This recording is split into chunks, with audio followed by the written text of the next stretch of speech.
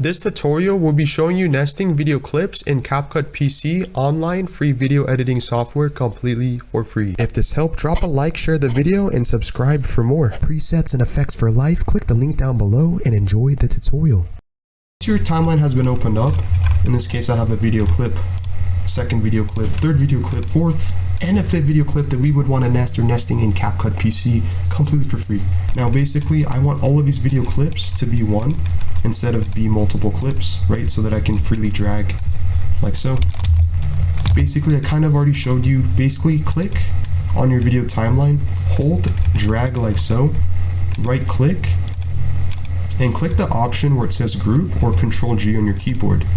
And now if you click on the video clip, notice that they're all selected and highlighted, so you can freely drag this to the right or to the left, and basically they are nested completely together.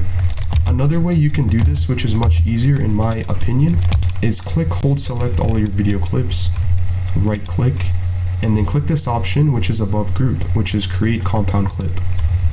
And as you can see, we have successfully nested multiple video clips footage in Capcut PC online completely for free.